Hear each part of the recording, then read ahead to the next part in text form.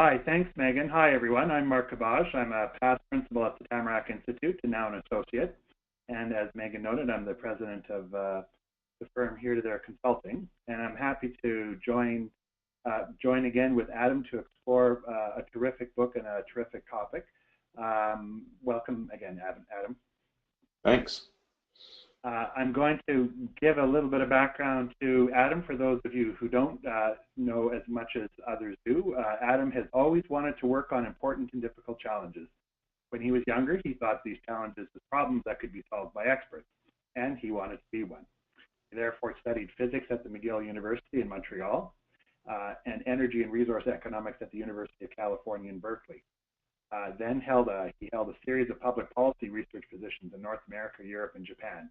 Then he worked as a corporate planner at Pacific Gas and Electric Company in San Francisco and as the head of global social, political, economic, environmental, technological scenarios at Royal Dutch Shell in London.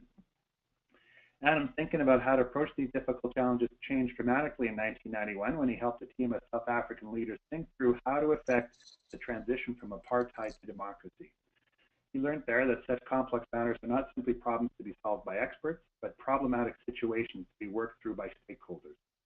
He also learned that diverse teams made up not just of colleagues and friends, but also of opponents and enemies can do this work collaboratively. This experience transformed his understanding of his vocation, and he therefore, as many people do after big moments like that, moved on and moved particularly to Cape Town and threw himself into supporting collaborative efforts to address complex issues. That's when he co-founded Rios Partners, which is a social enterprise that guides such efforts around the world. Over the past 25 years, Adam has worked in this way in more than 50 countries with executives and politicians, generals and guerrillas, civil servants and trade unionists, community activists and clergy. And along the way, he learned that collaboration is not as straightforward as he thought it was, and that this is not only true for extraordinary multi-stakeholder collaborations, but also for ordinary ones at work and at home. He's written 4 books: Solving Tough Problems, Power and Love, Transformative Scenario Planning, and his latest, Collaborating with the Enemy, and we have profiled all of them at Tamarack. Adam is the director of Rios Partners, where consulting, facilitating, and teaching all focus on helping people work together to address the most important and difficult challenges. He and his wife Dorothy have 4 children and 9 grandchildren and live in Cape Town and Montreal. Adam, it's a pleasure to welcome you back. Thanks, Mark. Listen, before we get into revisiting the basic ideas of the book and some of the questions that we weren't able to get to earlier in the spring, how busy have you been with the book?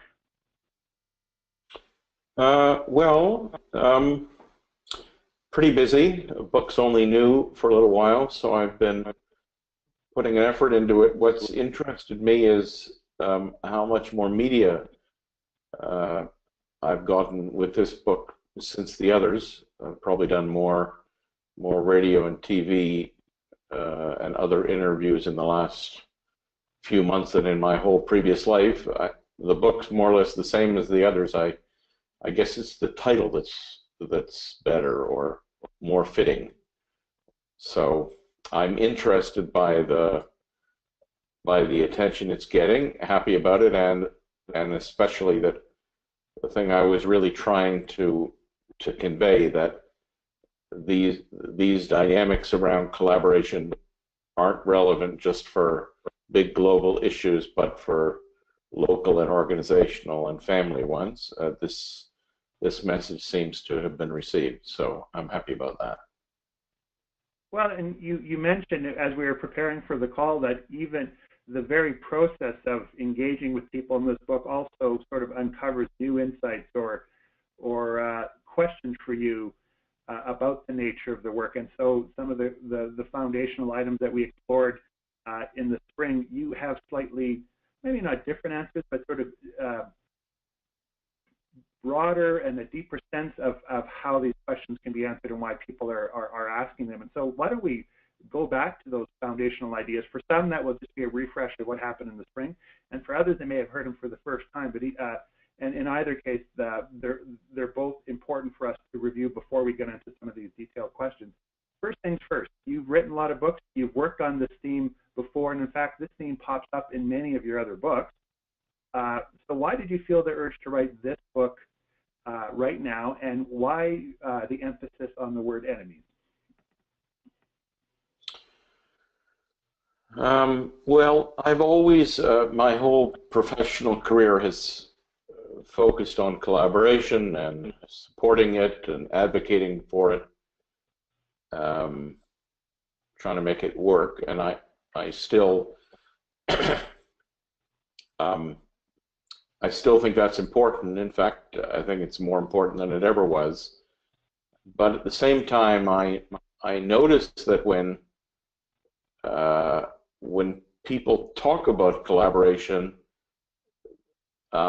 they suggest that it's something that's pretty straightforward and easy and fun, and that's not my experience. You know, working with diverse others can be rewarding and educational and touching, but it's rarely straightforward or easy or fun. And so that's why I wrote the book, to, I think more than anything, to talk about collaboration as it is, at least in my experience, which is not the same as the way we wish it was. So in a way, that's one of the themes that's becoming clearer as I've spoken about it, how to deal with things as they are rather than as we wish they were. As for the title, Collaborating with the Enemy, this has been a controversial title, especially among my European colleagues, for whom this phrase, collaborating with the enemy, or to be a collaborator, evokes such strong negative associations with collaborators in the Second World War. But the reason I've stuck with it and I'm happy with it is what I'm arguing in the book is that collaboration always has this tension within it. That on the one hand, we think we need to work with people that are different than us, who think differently, who may have opposing interests, who won't do what we tell them to do. And at the same time, we worry that collaborating with those other people will require us to compromise and give up or subjugate that which is most important to us. In other words, I argue that collaborating always has this risk of betraying, either in a small way, an ordinary daily way, or a big way where I feel I'm really having to go against what I hold most dear. So that tension, the two sides of collaboration, the two senses of the word collaboration, is central to the book. And finally, this idea that the reason collaboration is difficult is because often we experience those diverse others as not simply people with cool different ideas, not simply people who, think about things differently, but as people who are, we have this habit of thinking that those people are undermining us, that they're against us, that they're our enemies. So it's a strong title, but that's why I chose it, and that's why in the end, I'm happy with it. Well, and as you mentioned, and again in the preparation for this, and I felt it again as I reread the book with pleasure a second time, that I don't know if it's a paradox, but on one hand, the emphasis on collaborating with the enemy seems to open up even new possibilities and venues for tackling complex issues. But at the same time, you make the point very clearly that that's not the only option, that there are alternatives to collaborating, even if we broaden our perspective on who we might collaborate with. Can you walk us through again the options to collaboration? And I think we have a slide on this. Yeah, this is one of the first and I think most important ideas in the book, is that it doesn't make sense to talk about collaboration unless we remember that it's just one of four options, and that often collaborating seems so daunting because we don't think we have a choice. And I'm arguing we always have a choice. We may not have all four of these options, but we have some subset of these four options. And in fact, most of the time, we choose other options. So let me go through the three alternatives to collaboration. The first alternative is to force, to try to make things the way we want them to be, regardless of what other people want. In other words, to do what we want. And this is a normal thing to do. It can be violent, it can be non-violent, it can use our ideas or our standing or our authority or votes or money or guns, but what all of those variations have in common is there's a way we want things to be. We're not happy with the way things are. There's a way we want things to be. We're going to use whatever we've got to make it the way we want it to be, regardless of what other people think. So forcing is an alternative, and I argue for many people in many circumstances it's the preferred alternative. If I can have things the way I want them to be, that's what I choose. The second alternative I call adapting. Things aren't the way I want them to be, but I can't change them, or I don't think I can, so I figure out how I can get along as best I can within a situation I can't change. It was very chilly outside in Montreal this morning when I went out. First thing this morning, I wished it was warmer, but there's really nothing I can do about it, so I have to adapt. I put on a sweater. I walked quickly. A lot of things in life, whether it's the weather or other people or, the Trump administration, are things you might not be happy about, but you can't do anything about. So it's a perfectly reasonable option. Most people do it a lot of every day. It often takes courage or wisdom, but it's a perfectly viable option. And the third alternative to collaborating is what I call exiting, where the situation's not the way you want it to be. You don't think you can make it the way you want it to be. You don't think you can live with it the way it is. So you exit the system, whether that means quitting your job or the project or emigrating to another country or getting a divorce. These are all ways of exiting.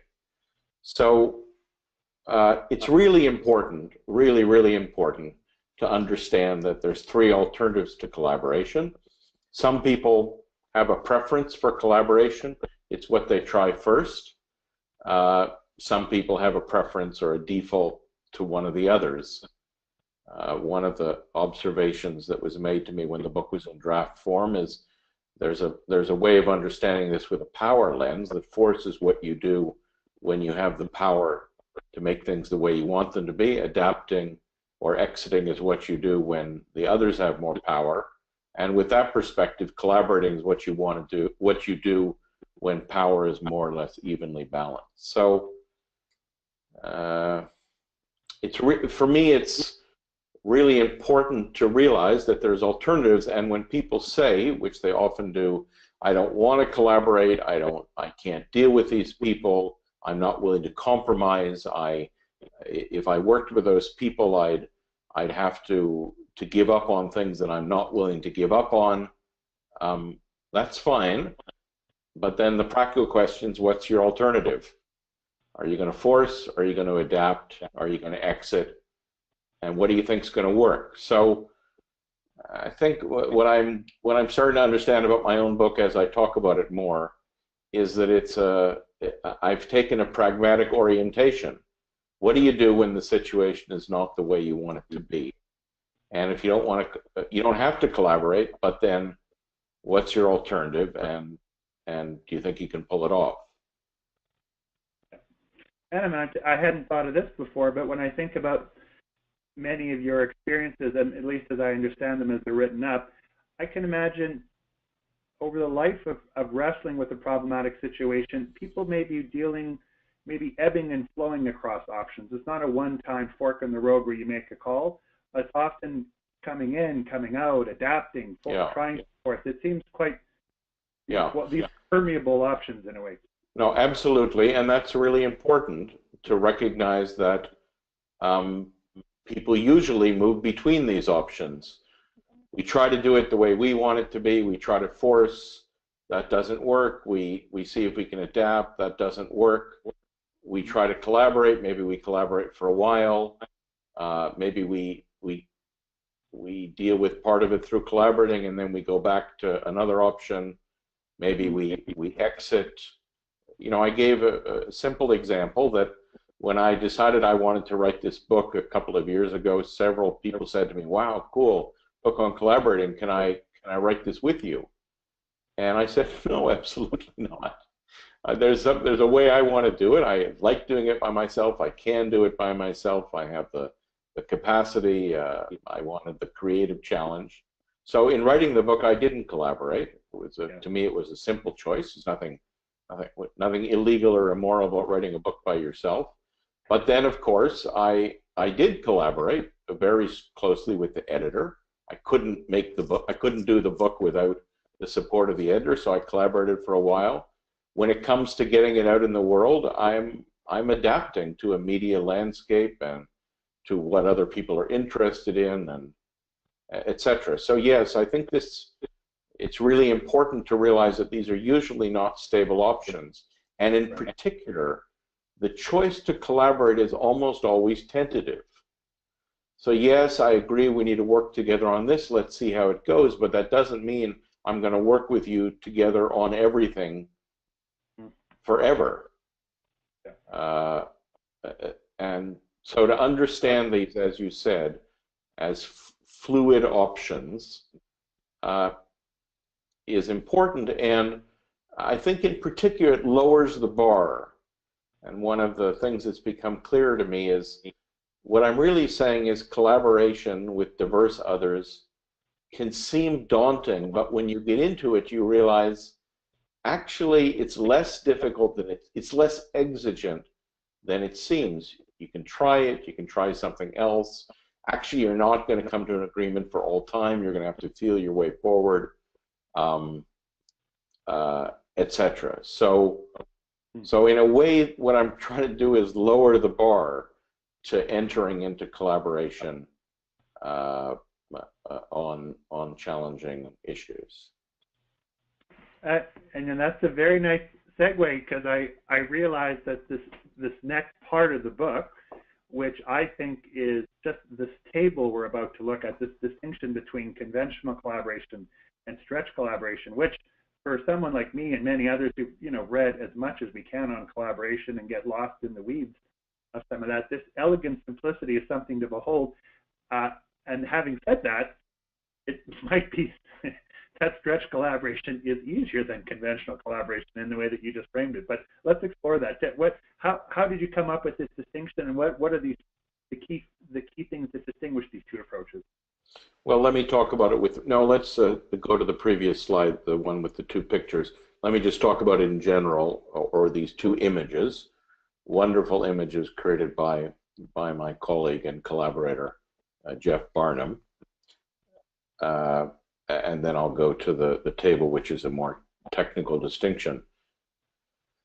Yeah, what I realized when I got into it is that there's a model of collaboration. There's a way of collaborating that most people think is the only way to collaborate, or the right way to collaborate, and I call this conventional collaboration. That's the image at the top, where you've got a group of people, they're working together, they know where they're trying to go, they've agreed how to get from where they are to where they need to go, who needs to do what to make it along this path. That's what I call conventional collaboration. And the big feature of conventional collaboration is that the situation is under control. So we know where we are, we know where we want to go, we've agreed on what's important, we can control what we're going to do next and who's going to do what. And maybe in some circumstances that's correct or that's accurate, that the situation is under control. But I'm beginning to think that actually very few circumstances have that characteristic. Very few circumstances within organizations, which are a lot less under control than we're used to thinking about them. And certainly in the type of work you and I do on public challenges with multiple stakeholders that aren't in a hierarchical relationship with one another, it's really nothing like that. So we might wish it was like that. We might pretend it's like that, but it's not like that. That's not a realistic or plausible way of approaching collaboration. And it's more like this image at the beginning, at the bottom, that we're in an environment we can't control, this rapidly flowing river. We're not one team. We're multiple teams or multiple people, multiple groups, multiple interests.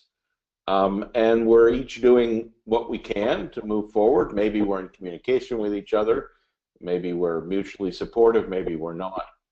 But we're making our way forward. And the image at the bottom, this white water image, is completely different from the image at the top. And so the next slide, which is the table, just makes that point in a more precise way.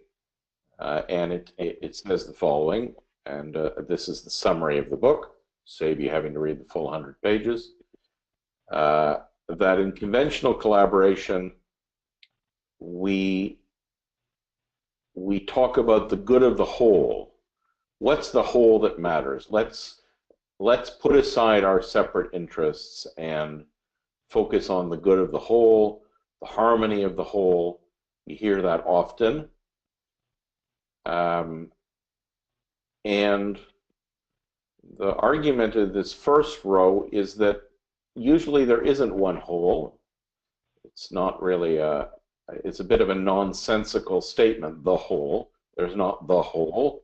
There's you, there's me, there's your department, there's my department, there's our community, there's our relationship to the natural environment. There's always multiple wholes or multiple whole-ons, holes that are part of larger wholes.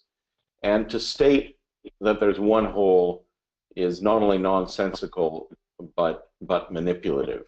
When people say, let's focus on the good of the whole, what they usually mean is, let's focus on the good of the whole that matters to me. And the alternative, the stretch alternative, is to recognize the reality that there are multiple wholes, that there will always be commonalities, connections on the one hand, but there'll also always be differences and conflict. It might be subdued, might be violent, but there's always differences and conflict. And therefore, the first thing you've got to do is to recognize that there's multiple wholes and to be willing to work with not only the connection, the sense of us all being part of a larger whole, but also the conflict, the sense that we're all different wholes. And while all of this stuff is simple, it just turns out it's not easy, especially in this case for people who don't like conflict, want everybody just get along. Turns out that's not a very helpful approach for working with diverse people and diverse interests and diverse hold-ons. So that's the first stretch, the stretch of embracing conflict and connection. The second stretch, or the second characteristic of conventional collaboration, is this very, very widely held model. Certainly it's what I was brought up with, both in my academic training and my policy work and my work in corporations, that first we agree on the problem, then we agree on the solution, then we get the solution approved by the powers that be and the plan for implementing the solution, and then people implement the solution. And it turns out that this really can almost never work. Well, for two reasons, both because there may not be enough trust to agree what we're going to do long term beyond the next step. But more generally, it'll never work because usually the situations we're dealing with are not that stable.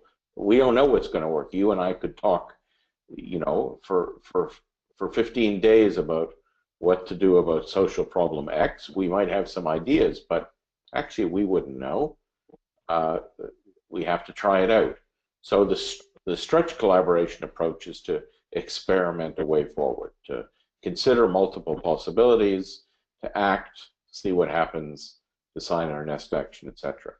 So this is well known in some fields. When people talk about rapid cycle prototyping or a design approach, they're hinting at this experimental approach. But in most organizations, most bureaucracies, most policy discussions, the assumption is first we'll figure out the plan, then it'll be implemented. And I think this is fantastical and it doesn't work.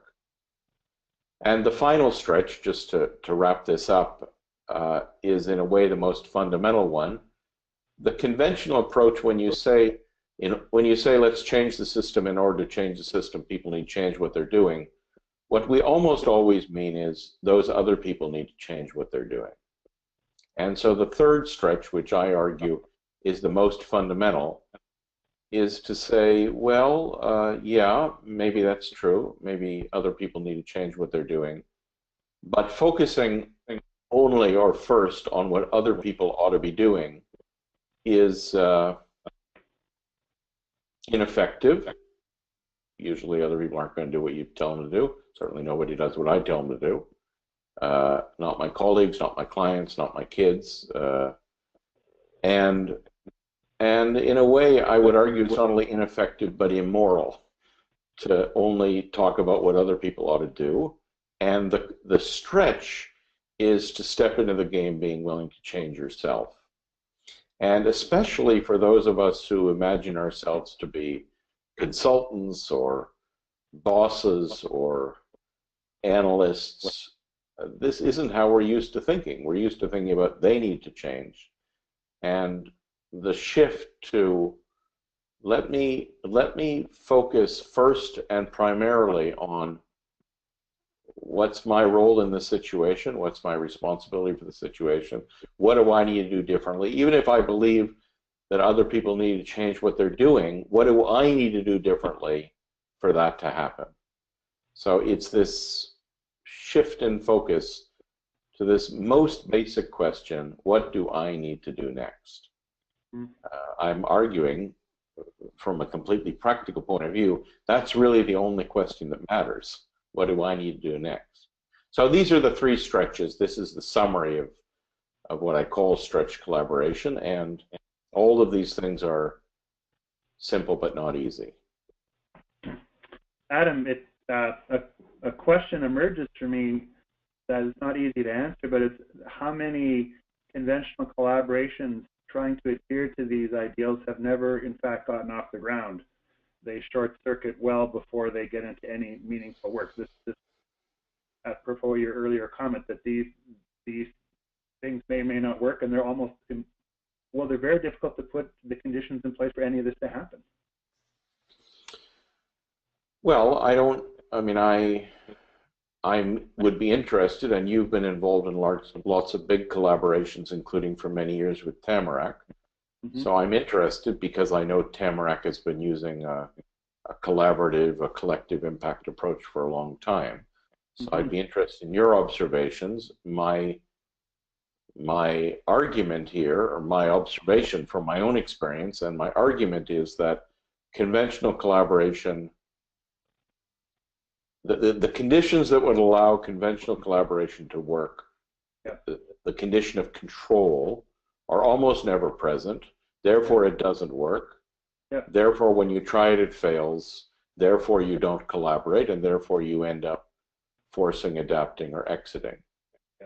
But I am interested in, I'm interested in your experience, because you guys have been using an approach to collaboration for a long time. What do you? Which of these do you think is closer to the approach Tamarack has been using all these years? This is sort of on the spot, but when we had the 15 collaboratives who were part of the original Vibrant Communities Initiative to what we would call now collective impact initiatives, we didn't have that language back then. 5 out of the 15 never really got out of the exploration phase, and my quick assessment is a lot of the work a lot of the reason was because of this left-hand side focus. I can't go too deep into that, but I know that they were spinning and spinning because they for sure had a struggle to get their head around the problem and what kind of solution would constitute a legitimate plan that they felt was worthy of implementation. So they never even got to the privilege of implementing something. Yeah. Well, this is a very alive question for me and for my Rios colleagues, because it's certainly possible to have a sense of harmony, a sense of oneness, a sense of collectivism when it's at the let's just share our views stage. Mm-hmm. But when it gets to the let's take action, employ resources stage, things get a lot harder, and I think this is an explanation of why. And in particular, again, maybe what I'm saying is contradicted by the Tamarack experience, for which I have a lot of respect, but we're starting to find that really the main kind of collaborative action that takes place in practice is different organizations, different parties, different individuals, each take action doing what they think they need to do, given their understanding of the situation and their relationships to their collaborators. But that doesn't mean we're all going to agree upon a course of action. We're all going to do it together. That's just much harder, and usually doesn't, in my experience, almost never happens, especially in high conflict situations. But that doesn't mean nothing's happening. That's right. Again, it's a way of lowering the bar to collaborative change, to say, no, if everybody can just do what they do with a greater insight into how things work and with deeper connections to other people and a sense of mutual support and camaraderie, that's great. And that doesn't mean we have to agree on the optimum plan, one superior whole, one optimum plan, one paramount leader, because we're never going to do that. This is not a book exchange, and I know we want to get to some people's questions, but one of my favorite books on climate change is called Clumsy Solutions for a Complex World. And I don't know if you've seen that one, but I think this is really essentially their point. And not only is it easier to do, it often generates, particularly on point number 2, much better outcomes. Diverse, you want variation, different ways of coming at the same problem, each reflecting different worldviews. Not that anyone's entirely wrong, it's just that no one's entirely right. And that's their basic premise. Yeah, well, I think it would be, I would be happy if we could have a global plan on climate change that everybody got behind, but that's been, up to now, has not happened. And so my understanding is the best things that are happening are things that people are doing for different reasons at the company level, at the city level, at the regional level, and yeah, so it's the climate change is a very good example of that. Adam, it was very good to review this again for those of us who've been musing about this and wanted some more time with it, and for those who have not heard of it yet. Even though you say this chart by itself might be the essence of the book, it's so for sure worth buying that book.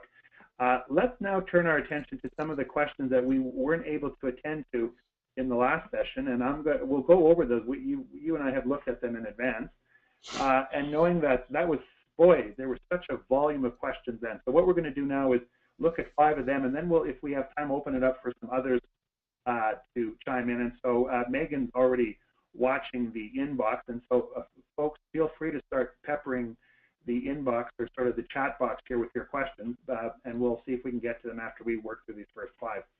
And Adam, the first question is one that is refers to one of the more problematic situations we have in Canada, and the one that has is on a lot of people's minds, in particular because of the Truth and Reconciliation Commission, amongst many other things. And so I'm not going to elaborate on this question. I'll read it directly as it came to us in the spring. And I know that you've got experience in this regard, not just in Canada, but overseas as well. Can you speak to your experience working with Indigenous populations, and specifically what has worked well in getting non-Indigenous and Indigenous folks speaking freely together in one setting?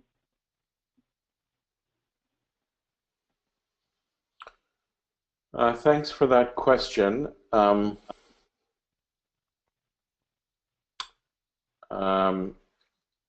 not sure, I don't have a lot of experience with this, but I've started to work particularly with Chief Joseph and Karen Joseph and their colleagues at Reconciliation Canada very recently.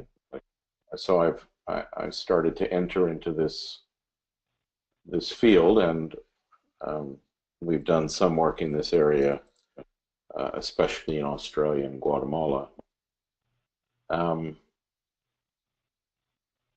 So I'm going to give a general answer. Anyhow, this is how I think about it. That conversations or collaborations between or among Indigenous and non-Indigenous people are just a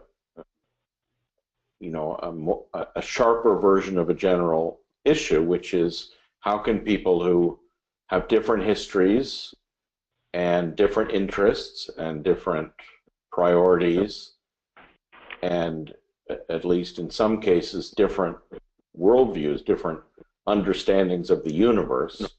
I remember doing scenario work in Guatemala in the mid-1990s, scenarios or stories about how the future might unfold. And when you start to talk about how the future might unfold with Mayan Indigenous people, you're now entering a different understanding of what is the past and the present and the future. I'm just giving that as an example of, this is really a different worldview. This isn't.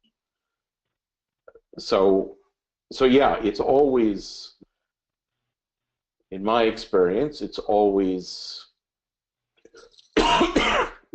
interesting to me, but also challenging to talk across major differences, including differences in power and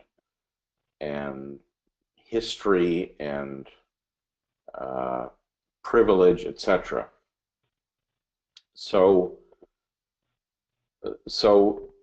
for me, what's important in doing that kind of work across any difference, and in most cases Indigenous versus non-Indigenous is a big difference, is to set things up so that all of these perspectives, all of these different ways of understanding what's going on, including what's going on in the room and what's going on between people, can be heard, even or especially when these different views and different understandings and different cosmovisions and different positions are in conflict. And I know the way I'm saying it, it might sound easy or just sort of intellectually interesting, which it is, in my view, interesting, but often, or most of the time, this provokes lots of reaction and defensiveness and misunderstanding and hurt feelings, and I can never work with those people kind of reaction. So this for me is the essence of the first stretch, simple but not easy, that there isn't one whole here. There is maybe in some some completely abstract way we're all part of the universe, but at least from my perspective, it's helpful to know that we're all part of one universe, we're all relations. Yes, that's true. But what's equally important in working together is we're all different, and these hold-ons are different and are often in conflict. It's interesting, actually, it's only in conversations with Indigenous people in Canada that the title of this book has gotten a big thumbs up, is Collaborating with the Enemy. Like, yes, we really are in a conflict. These people really are out to get us, and yet we can't exit. We don't want to exit. We're not going to move somewhere else. We belong here, so therefore, how are we going to find a way to work together? So I know I've given a general answer to a particular question, but I see this as an extreme example of a universal phenomena, and one that's very pressing and that I, for one, have a lot of energy for digging into. Adam, I don't think you refer in the book directly to Otto Charmers' work about different levels of listening and conversation, where level 1 is talking nice, level 2 is debating, level 3 is more reflexive dialogue, trying to understand what the other party is saying and to have insight and empathy for their perspective, and level 4 is this more generative, co-creative type of exploration. And I'm wondering, given the nature of the stretch collaboration, if part of working with that difference is to be able to create a space for these sort of level 2, 3 dialogues, at least reflective dialogue, to simply understand and have insight and empathy for another perspective. No, I do refer to it explicitly, and I give a slightly modified version of Otto's 4-quadrant work. He's taken this idea of 4 fields of attention, or 4 spaces, into many, many domains, but I've relied a lot for years on this idea of 4 ways of talking and listening. But I guess so. I can't say whether Otto would agree or disagree with the interpretation I'm about to give. But yes, in order to engage with diverse others, or to put it in more technical terms, in order to work with multiple hold-ons, downloading, which is assuming that my whole is the only whole, is not sufficient. We also have to, in my language, debate, dialogue, and presence. However, I don't see debating, dialogue, as presencing simply being about engaging with the fact that we're all one. So for me, it's important that yes, we're all one and we're all many. Both statements are equally true and equally important. And so for me, presencing doesn't simply mean dissolving into the one. It means being simultaneously aware of the fact that I'm a whole in myself and a part of a larger whole, which is what we mean by hold-on. Yep. And that bifocal or two-eyed way of looking, to me, is the essence of dialoguing, and especially of presencing. So, as you know from the conversations we've had over the years, and especially around my previous book, Power and Love, I think focusing only on the fact that we're all part of a larger whole, only on love, is a common but terrible mistake. And I've quoted, as you know, Martin Luther King saying, "Power without love is reckless and abusive, but love without power," which is focusing on being one without recognizing we're all so many, is sentimental and anemic. I would say sentimental and anemic at best, and at worst, cynically reproducing of the status quo. So yes, I think this ability to move between the 4 ways of talking and listening is the most important capacity for working, for stretch 1, and for working with multiple hold-ons. It says slightly differently in the book, but that's how I'd say it now. But to me, this must involve being aware of being able to engage, not just with connection, but also with conflict. Well, that's it. Conflict on, you mentioned earlier, conflict of principles and values and power. There's a lot of things with which we might have conflict, and our next question refers to that. Actually, it's about dealing with, well, I'll read the question. I'm curious about when the enemy is someone who has committed human rights violation and the systems that support them. And when I read this question, Adam, I remembered that one vignette you shared of trying to get people sitting down. I believe it was in Colombia, many of whom had caused violence towards each other. And I don't know if you know the vignette to which I'm referring, but someone asked you about the preconditions for sitting down and working with someone, and you shared a very interesting response. Remember the one? Yes. I've worked a lot in these very extreme circumstances. I don't know which vignette you're talking about, but the first meeting I had in Colombia 20 years ago or 21 years ago, at the invitation of a young politician named Juan Manuel Santos, in Bogota, there was a little incident at the very beginning of the meeting that I didn't really understand at the time, but there were two people in the room who were in conflict: a Communist Party city councilor and a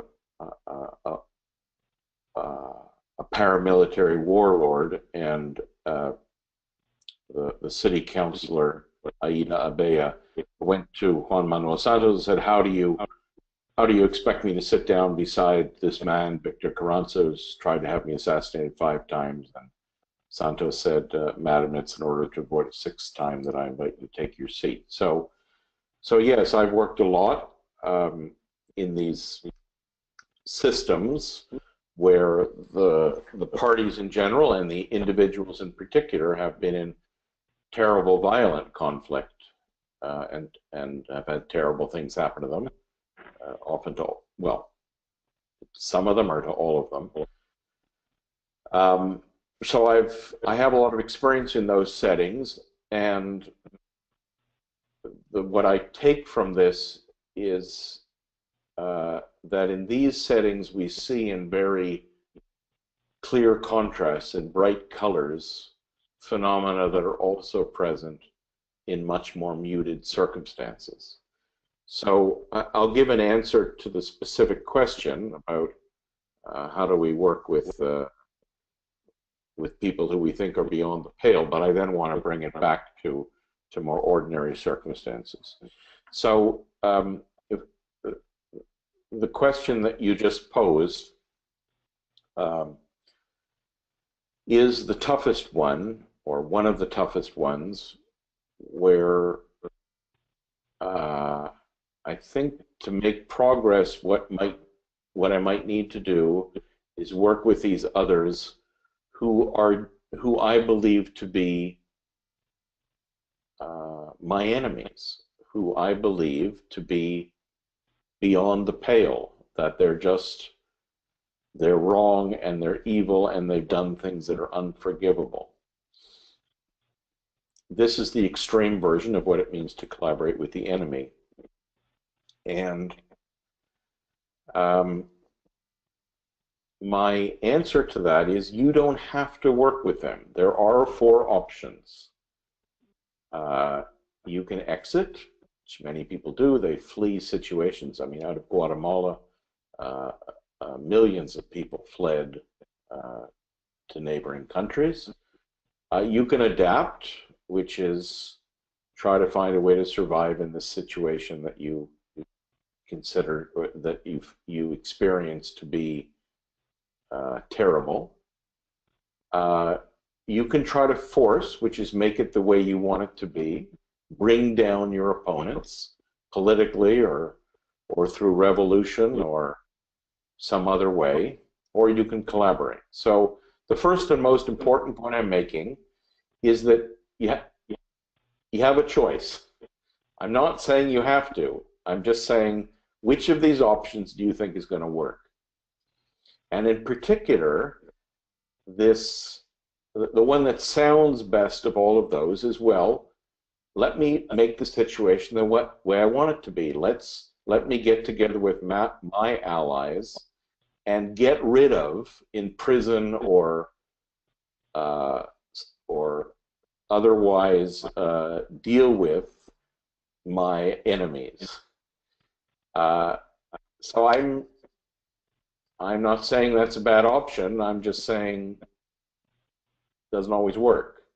Often doesn't work. So if the other three options, if you don't think, you have to make a choice. And my point is that if you choose to collaborate, to hold your nose and say, I wish I didn't have to work with these people, but I think I do, then I have some advice about how to do that effectively, which in brief employs stretch collaboration rather than conventional collaboration. I just want to add one more point, Mark, because I think sometimes these extreme examples can be misleading. I see exactly the same phenomena in organizations I'm part of and families I'm a part of, where people say, not that those others are mass murderers, but that those people, I can't work with them. They're impolite, or they're disrespectful, or they're mean, or they hurt my feelings, or they're just jerks, whatever we think about those others, and therefore I'm cutting off. I can't work with those people. I see it all the time. You don't have to go to Colombia or Guatemala to see that phenomena. And again, you have a choice. You can exit, not talk to them, quit your job, don't go home at Thanksgiving. You can adapt, which is find a way of just getting along with it. You can try to force them to change. I often try that. My family, my track record is very poor. Or you can stretch and try to find a way to work with them. And I'm not saying it's easy, but that's the choice we have. So that for me is a very important question, and that's how I'd answer it. It's a great answer, and Adam, we're halfway through the questions from the earlier spring, and we've got a couple more on the board, and I just want to take this moment to let people know that we deliberately, many of you come onto these calls for 60-minute sessions, but we knew this was going to be a longer one, so we've actually booked off the full 90 minutes. So what we're going to do is we're going to continue with the questions, knowing that some of you have booked an hour and will have to leave, but for those who want to stay, we'd like to continue with these questions, not just for you, but also because we're taping this and other people will draw from it. So we know that we'll see a drop off here shortly, but Adam and I are here and the team for at least another 35 minutes.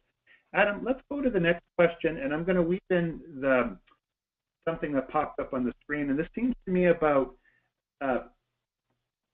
where more of a question about where we may want to engage in stretch collaboration, but the other parties may have walked away or may not have enough, there may not be enough trust to move forward. So it refers to about the conditions or processes to create the space for collaboration. So I'm just going to read the two questions, if you don't mind, and you tell me if you feel you can answer them together, if we should treat them separately. So the first one, what are your suggestions for bridging a great divide where one party has walked away from the issue because of a deteriorating relationship or even abuse, might have been disrespect, even verbal aggression? Are there any guidelines for bringing the two sides back to conversation? So that's one, and the one that might be related to that, how do you build trust in order to enable collaboration where it has been absent, trust has been absent or damaged in the past? And the example the person gave there was industry community collaboration. So it seems to me it's about trying to get the other side ready for work together. That might have been tricky putting him in No, that's fine. So let me answer them together, and let me start with the second. So first of all, these questions about how to start, where there's a fracture or low trust or people don't want to talk to each other, this is one of the most common and difficult questions. It's brought up all the time, partly because it's the first question. That's to say, in time, this is the first thing you have to deal with, is how to start. So it's really important, and I want to say a couple of things about it. Again, to repeat what I said at the beginning, this book is about how to deal with things as they are rather than as you wish they were. So we wish we could only deal with people that we trusted and liked and basically agreed with. At least I wish life was like that, but it's not. So, what do you do? What do you do when you're in a situation like that, where you don't think forcing, adapting, or exiting are going to get you where you want to go, so you think you need to work with the other? I think the first point is that I argue that trust is not a precondition but a result. And I think it surprised people when I say in the title of the book that it's possible to work with people that you don't trust. I think it is. I think it's often necessary and it's possible. Of course, working with people that you don't trust will be more tentative, more cautious, more one step at a time than people that you do trust. But nonetheless, you often need to, and I argue it's possible to get going and to at least take the first steps with people that you don't yet trust. Yep. It's been interesting for me. I've been working with my colleagues for 2 years with a wonderful group of leaders in Mexico, an extremely heterogeneous group, from the presidency, from opposition political parties, peasant trade union leaders, intellectuals, business CEOs, etc., on some of Mexico's most challenging issues about inequity and inequality and illegality. And what I noticed with the group at the beginning, we're working with several groups, but with the group that we've been working with now for 2 years, is that the level of mistrust was very, very high. It was really doubts right up until the beginning of the first meeting whether people were willing to work with each other. And what's interesting to me now, 2 years later, is that they're doing lots of stuff together. You know, one of the things that's different these days is the social media channels, and in Latin America, often WhatsApp, allow groups to interact in a much more fluid way than, for example, email lists. This is interesting. So there's a WhatsApp channel for this group, and after the earthquake, which was a terrible calamity, tragedy, I could watch in real time the way this group was interacting, and they were very effective and very mutually supportive. And you know, who can get 50 tin roofs to this address in Oaxaca by tomorrow? You know, very practical and fluid, and they were able to do a lot and really show the capacity to collaborate in a difficult situation. My assessment is the level of agreement, the extent to which people agreed with and liked and trusted each other was a bit higher than it had been 2 years ago, but I'm not really sure they agree on more. They may like each other, more people may like each other, more people may trust each other, but I wouldn't say that they fully, I think it's far from true that they fully agree with or like or trust one another, and yet they're able to do a lot together. And that for me is really interesting, really, really interesting. Because this assumption that if we don't agree with and like or trust each other, we can't do anything together is incorrect. And for me, okay, sorry, that's a diversion. So getting back to the Adam, if you don't mind. So what seems to be implied there is shared interest. There is a shared sense that the situation is problematic, but for different people, in different ways for different people. So it's not that they agree on the solution. Maybe there's some convergence more than 2 years ago. There's certainly a shared vocabulary, and there's experience working together. And yes, of course, these things in an external threat like an earthquake or a war or some other calamity, yes, people come together in a different way. So yes, Yes, you're correct. But in general, it's not, it's, yes, sorry, in that, you're correct. In that sense, the earthquake is not a general example, but the point I was trying to make about this group with the earthquake, but also in the months before the earthquake, is that it is possible to work together even with people you still don't agree with or like or trust. Yeah. Okay. But I want to come to the question that was asked, because this is a very common and very difficult and very important question. And that is, what do I do if I think I need to collaborate, but those people don't want to? The other people don't want it. This is a very common situation. And I think I could answer in 4 ways. First of all, if I think I need to work with Frank, but Frank doesn't want to work with me, what can I do to make Frank? What can I do to make not working with me less viable for Frank? Do I picket outside his office? Do I get Sue to talk to Frank and encourage him? So that's one thing. How can I change? How can I understand where Frank's coming from and why collaborating with me doesn't look attractive, and change the calculation for Frank?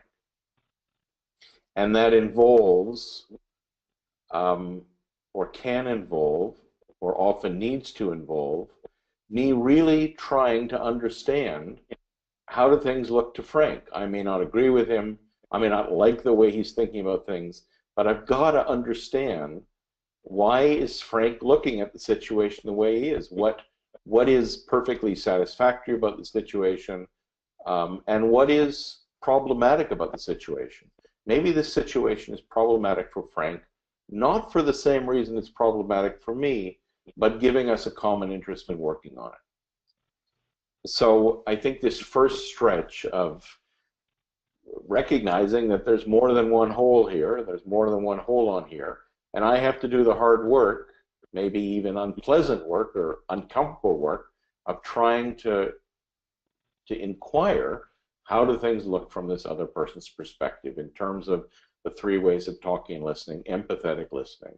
What's your story, Frank? How do things look to you? Now, to go one step further, the way this is almost always framed is, those people over there, they're just not doing what they ought to do. So now we're in the 3rd stretch, which is, I wonder if there's anything I'm doing that's making me somebody that Frank doesn't want to work with. Maybe the fact that every time I see Frank, I shake my finger in his face and tell him that he's a jerk and he really ought to stop doing what he's doing. Maybe this is not such a good entry point for collaboration. And so, in the end, the only thing I can do is change what I'm doing, literally. Even that's pretty hard. But I have to ask, what am I doing that's contributing to this great divide and this habit, which is maybe not universal, but almost universal, of first thinking about what those other people are doing wrong, is the essence of the third, changing that is the essence of the 3rd stretch. And I would just say, to be complete, the way the 2nd stretch applies to this situation is, maybe I'm not going to get agreement with Frank that we're going to work together forever, but maybe Frank would agree to have a cup of coffee with me and we can see, right? So that we feel our way forward. So these are all ways to deal with this initial great divide. Usually the first thing that has to be dealt with. Not easy, but without that you don't have collaboration. You can't get started. That's terrific, Adam. It actually addresses some of the questions that have popped up in the chat box here as well. So that's a multi-purpose answer. Another question has come up in the chat box, and it's related to something that was raised last time. And I think we should probably tackle it head on. And I think you sort of answered it, but it may be worth tackling head on and explicitly. And that is this word of common agenda. And this is used quite a lot lately because the collective impact framework has had such resonance for so many people, and people are immediately attracted to that word. So I'm going to read the question as framed here, but I do think this may be only one person asking this, but there might be literally thousands of people who are eager to explore it. How do you, and I'm going to play a little game here. I'm going to say, have I read the book and understand it well enough to anticipate what you might say? So this is my internal game. How do you ensure that the common agenda you've created, that is typical of collective impact work, is truly common and shared by all involved?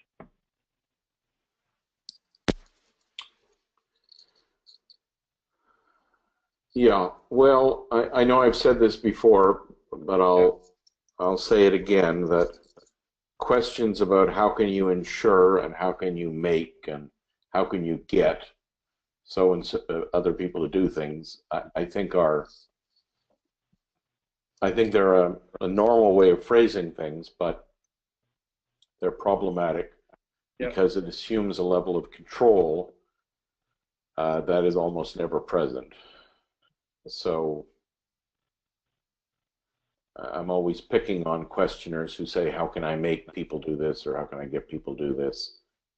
Because I think you almost never can.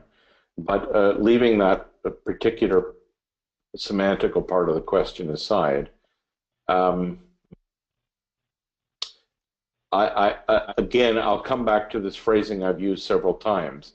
It would be nice if there was a common agenda. That'd be great. I'd certainly prefer that. Easier. In other words, one shared sense of what's the common good here, or what's the problem, what's the solution, what's the plan. But what do you do when you don't have that? Because I think usually you don't have that. And even if people say you have it, usually you don't. That's why I started to realize as a facilitator, I found myself saying, let's focus on our common agenda here, let's leave our individual interests and agendas at the door.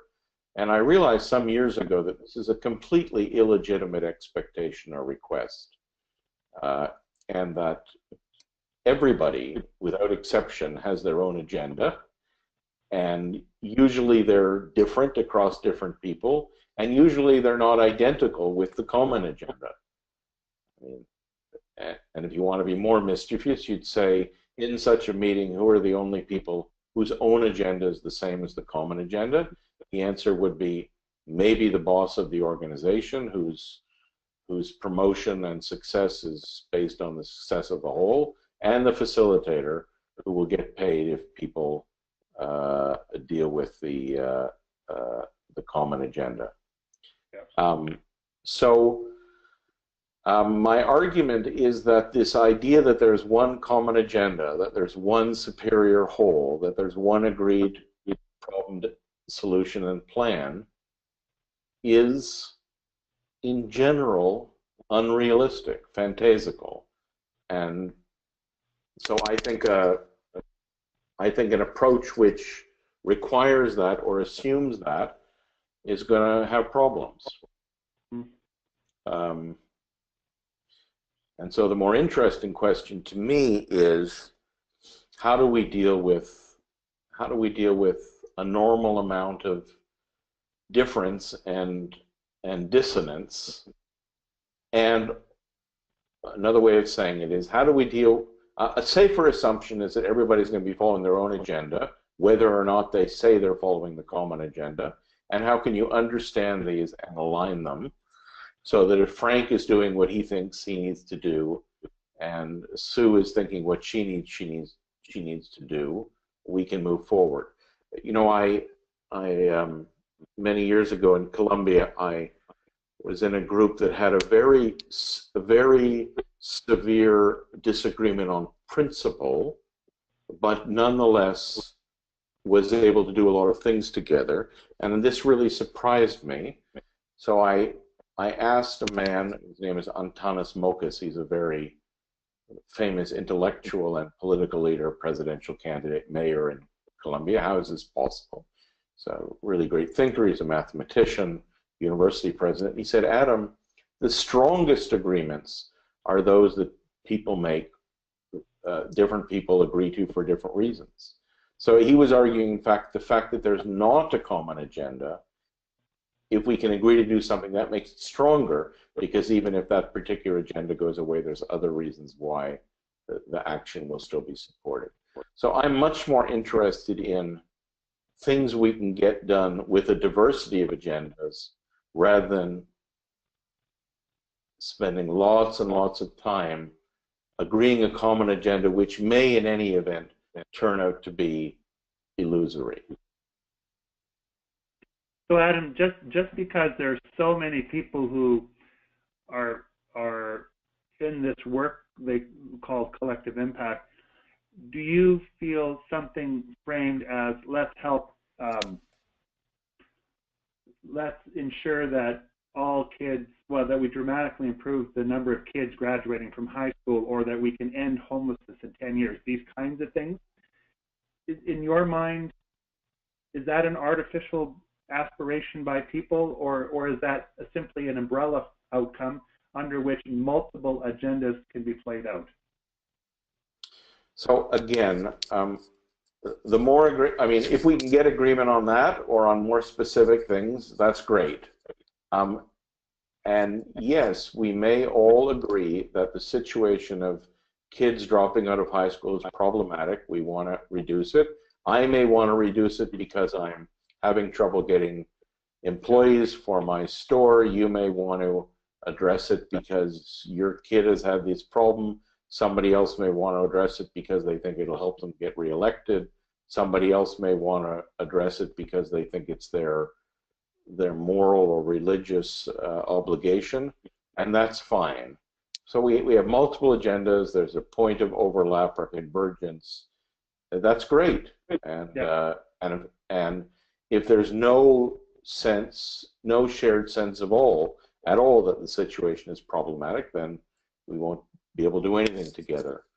But I just wouldn't. The main point is, I wouldn't spend too many hours and weeks and months trying to get detailed agreement on what's the problem, what's the solution, what's the plan.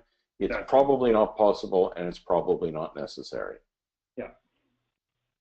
Reminds me of a very famous, well, at least a frequently referenced case study of Tillamook County, which had the second highest teen pregnancy rates in the state for quite some time, and people struggled with trying to get on the same page about the outcome. And at one point it was reducing the number of teen births, but the faith-based organizations didn't go for that because they thought that would allow for abortion, etc. So they renegotiated the end game.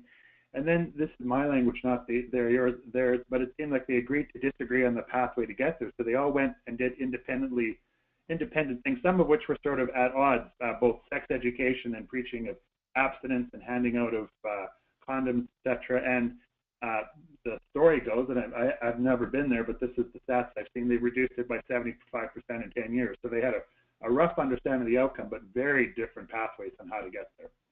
Yeah. Well, in my experience, and I'm certainly interested in counterexamples, that's usually the best you can get. In a group that is not under control, that's to say that is not subject to a single organizational hierarchy or control, people are going to do what they want to do, and will often have different reasons. And yes, if those people can all be in communication with each other and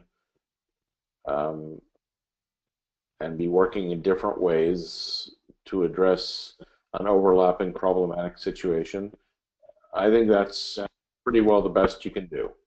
Yeah. Adam, I think we have time for two more questions. It's 17 after the hour, and I'm going to pick one from the spring and then one more on the chat box here.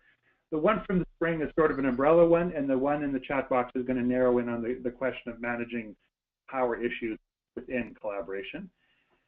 And here's the one from the spring.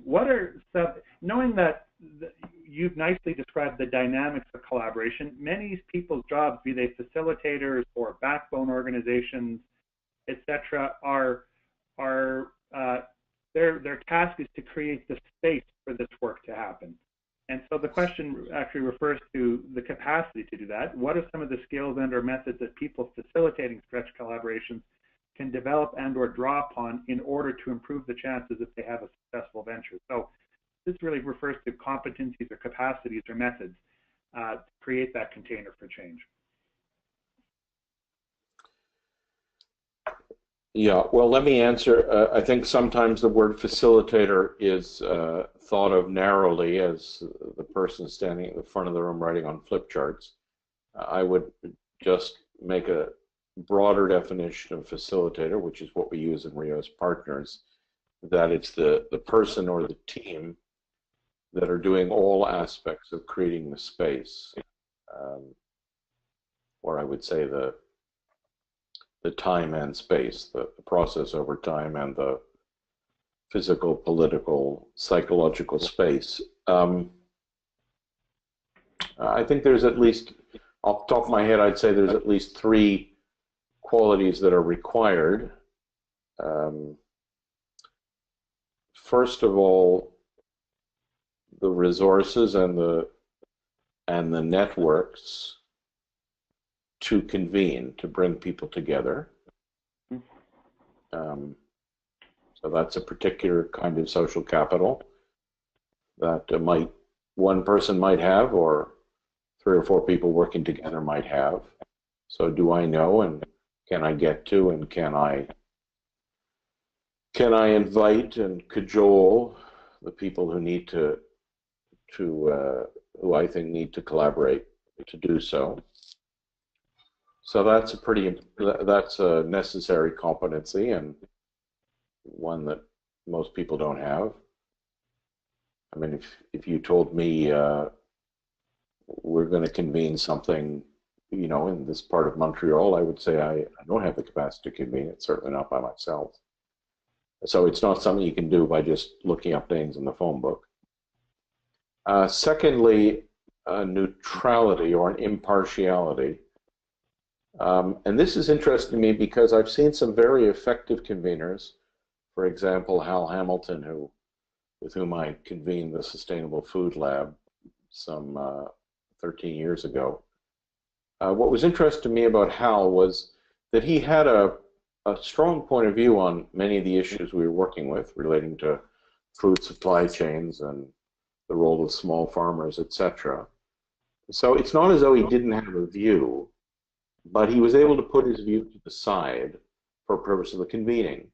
And it was really interesting to me the way that worked. People said, yes, we know that Al really believes in so-and-so, but in this role, he's acting as a convener. He's not trying to con us into supporting so-and-so.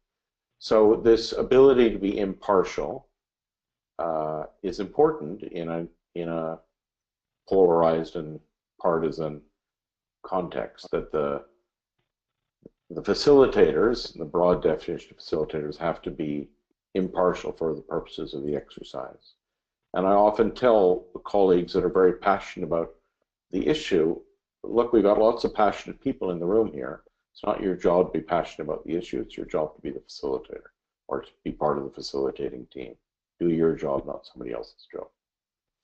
And the third capacity I'd mention, which I want to emphasize just because I think it's underemphasized in this work, is the capacity to organize in the sense of coordinate, logistics, follow up, what do we have to do next, where are we getting the room, who's going to call Judy again, and this is really 90% of the work. And if you don't have that capacity and time and aptitude for it, you're going to have a very short-lived exercise. So I place a lot of emphasis on these basic organizing qualities, which have to be done, and not everybody's good at. Yeah. That's excellent. And in all of that, you'll notice that I'm deliberately talking about pretty basic things. That doesn't mean more esoteric matters of technique or inner condition are not relevant, but I focus here on the basics. Of course, there's a lot of very subtle and advanced things you can do, but if you can only do the subtle and advanced things, you can't do the basics of bringing people together and organizing them and maintaining your neutrality, then you're not going to be around long enough to do the advanced and subtle things. It's a very important reminder, because I know that in my initial read of that question, my mind floated to things like, I've been involved in several change processes where I've seen groups able to facilitate fierce conversations between diverse people, and other places where we wanted to, but we just didn't have it. Like, we just couldn't do it, and it was a difference maker. So it's to be able to feel comfortable in that space and know, even draw on different techniques and have the presence to be in that space and accept the conflict, etc. That's a higher order piece of work, but you gave us a good reminder that you don't even have the privilege of getting to that work unless you have some of the fundamentals in place. Thanks, Adam. One more question. We just have a couple minutes for this one, and then we will close. And thanks to everyone who stuck around. We have a real good percentage of people who stayed. This last question, I'm going to read it directly from the chat box, and I wonder what's in your mind, Adam, when you go into a room and you have this kind of dynamic in front of you. What you're thinking and feeling, and the possibilities floating around in your head. And here goes.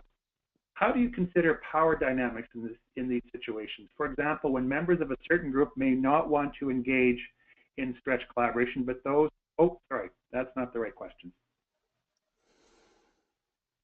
It'd be helpful if I had the right one. Oh, that is the right one. My apologies. When members of a certain group may want to engage in stretch collaboration, but those in power aren't interested in collaborating at all. Clearly, those in power have already taken the exit option, but for social change to occur, how do we move to make exiting a non-option? I think you answered this one earlier, Adam, but yeah. As our final one, have a go at this. Well, I said some things about it, but let me say a bunch of other things, or yeah, a couple of other things. Yes, as I said earlier, one of the most common and really difficult situations is where we need to work with certain players who don't think they need to do this.